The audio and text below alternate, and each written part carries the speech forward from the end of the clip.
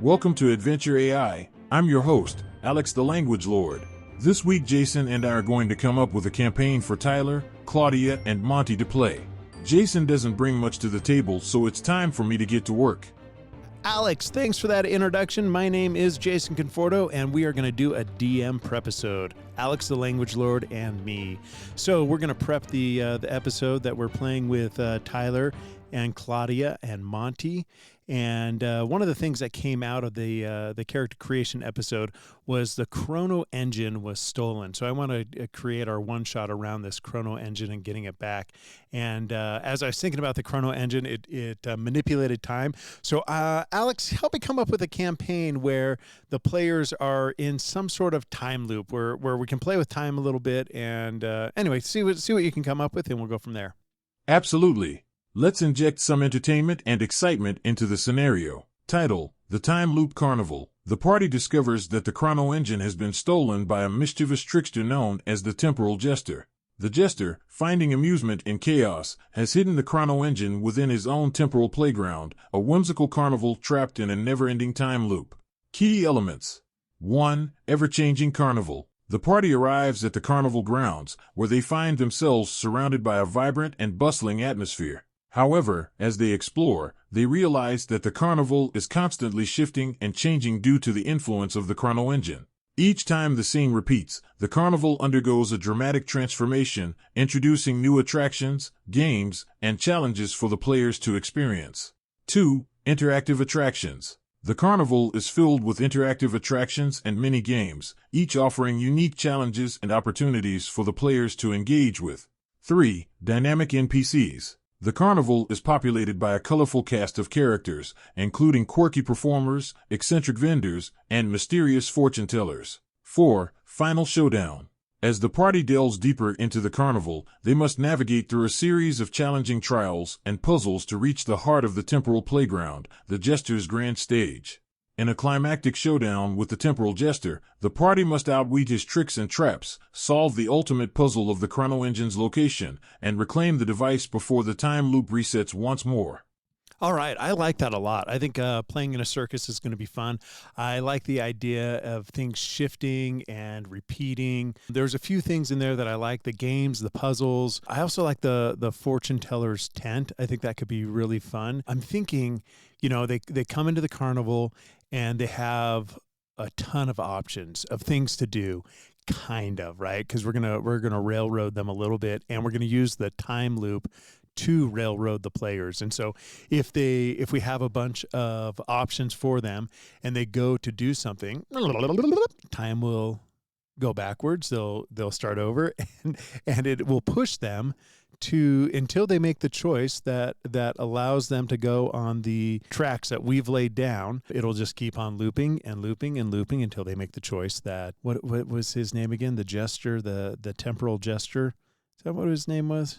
Yeah, known as the Temporal Jester. So until they make the choice that he wants them to make, it'll just loop and loop and loop. I like the idea of that fortune teller's tent. Alex, why don't you tell me a little bit more about the fortune teller's tent, how it works, and we'll just start as that being the first encounter for the adventure. The fortune teller's tent. The party visits the fortune teller's tent, where they encounter Madame Mystica, a mysterious seer who offers to reveal their destinies through her mystical tarot cards. Each time the scene repeats, Madame Mystica's predictions become increasingly cryptic and absurd, reflecting the chaotic nature of the time loop. To uncover the truth hidden within Madame Mystica's readings, the party must engage in a game of wits and intuition, deciphering the symbolism of the tarot cards to unlock clues about the location of the Chrono Engine. As they delve deeper into the fortune teller's mysteries, they uncover hidden secrets and revelations about their own pasts, leading them closer to the ultimate truth behind the Temporal Jester's machinations. Okay, that could be fun. I think there's a lot of things that we can do with the fortune teller. I like the idea of them having their fortune read, and we can have Alex come up with some sort of ridiculous thing. Fortune, something that happens in the future, but when it happens in the future, it happens immediately in the future. Like he says, something happens, and then right away it happens, and it can be a positive effect, a negative effect, but that effect happens immediately. And I think we could set some rules around maybe like 3 times that they can ask their future, and then something good or bad will happen in that telling. One of the things that you can do with ChatGPT is you can kind of program it a little bit. Like you can give it rules. So let's try it. So I'm gonna see if I can't get Alex to tell me, kind of following these rules. We'll kind of set up some parameters for him. So we'll have him tell me a future. We'll just do one for Eric. I'll say, tell me Eric's future, make it something that happens right away, and what the mechanical consequences are for the future that what was Madam's name again? Madam Mystica comes up with. Suddenly, Madam Mystica's crystal ball begins to shimmer with an otherworldly light. Beware, Eric Shadowblade, for in your future lies a perilous encounter with the dreaded Duck of Doom, she declares with a solemn tone. As Madam Mystica's words echo in the tent, the flaps burst open, and a giant rubber duck waddles inside, its beady eyes fixed on Eric. With a mischievous quack, it charges forward, playfully bumping into Eric's legs before hopping onto his lap and settling down with a contented squeak. Embrace the absurdity, Eric, for in the carnival of life, even the most unexpected encounters can hold a touch of whimsy. However, Eric feels a strange sensation coursing through him, as if the whimsical nature of the encounter has affected his connection to the more serious aspects of his adventuring skills. Until he manages to overcome the influence of the dreaded Duck of Doom, he'll find it challenging to maintain his focus in combat, suffering disadvantage on attack rolls and ability checks related to serious situations. All right. So, yeah, I think that's what I'm looking for. Something absurd, something that happens right away. So you ask what your fortune is, you get an immediate response, something happens, and then it has a in-game effect. So in this one, it would be disadvantage on attack rolls and ability checks related to a serious situation. So there's a bit of interpretation, but I would say all combat is serious situations. Also, there is this thing of until he manages to overcome the influence of the dreaded Duck of Doom. So it's a little vague on what that means, but that's great. That'll allow us to determine whether or not he's overcome it. I think that's going to be it for our friend, the fortune teller. And let's see. He mentioned before that there should be some games. So let's talk about some games that we could play at the carnival and go from there. So Alex, tell me about one of the games we could play. Bottle Toss Bonanza. Test your accuracy and aim at the Bottle Toss Bonanza. Players are given a set of lightweight balls and tasked with throwing them at a row of stacked bottles. The objective is to knock down as many bottles as possible with a single throw. Each successful topple earns points, with higher scores yielding better prizes. However, the bottles are strategically arranged to make them challenging to knock over, requiring precision and skill. Players must strategize their throws to maximize their chances of success while contending with the unpredictable nature of the game. All right. I think there's some good stuff there. I don't think I'm going to keep it exactly how he said, but I do like a bottle toss. It's very carnival feeling. I think what we'll do is just keep it really simple. Let's do, what would it be? 4 rows on the bottom, 3, 2, 1, 10 total bottles stacked up. And then we'll just do they can use a weapon. They can use whatever they want to use to knock down bottles. We'll give them 3 tries to knock down the bottles. A 20 or higher will knock down 5 bottles, 19, 4, 18, 3, what is that, 17, 2, and 16, 1 bottles, and 15 no bottles get knocked over. And then we'll do a thing, too, where if they knock down all 10, they'll get a cool magic item. And if they knock down 0, they'll get a cursed item that they will automatically be attuned to. And if they knock down somewhere in between, we'll do something, a bad item to a great item to a mundane item or whatever. So they'll have a chance to win prizes.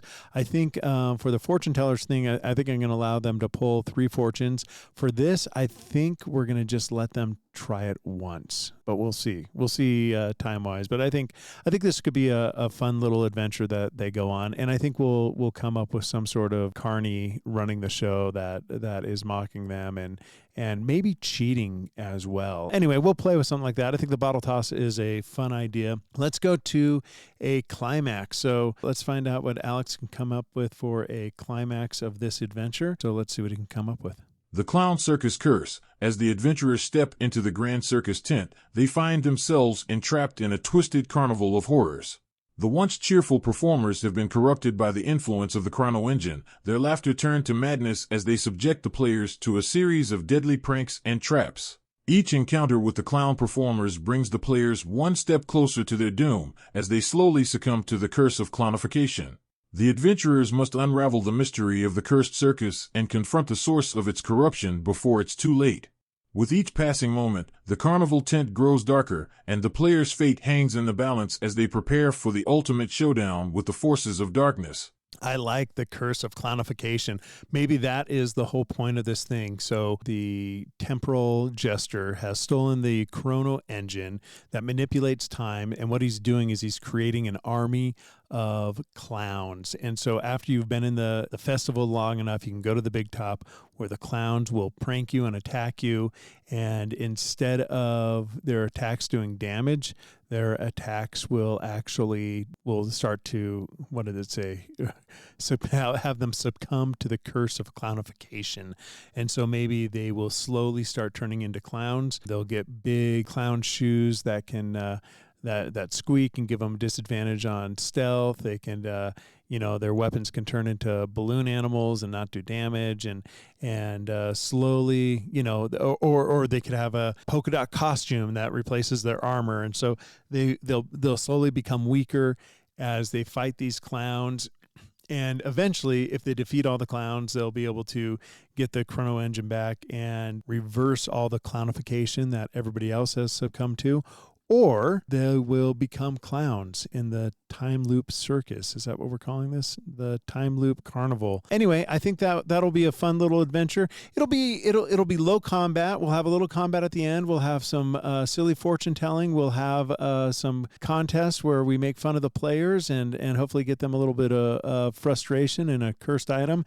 And then we'll have a silly combat at the end where they fight clowns and slowly become clowns and see if they can get the chrono engine back. So join us next time when we do our actual play of Adventure AI, and we're going to call this the Time Loop Carnival. All right, thanks everybody. We'll catch you next time. Join us next time as we play the Time Loop Carnival, the Time Loop Carnival, the Time Loop Carnival, the Time Loop Carnival, the Time Loop. You get the idea, right?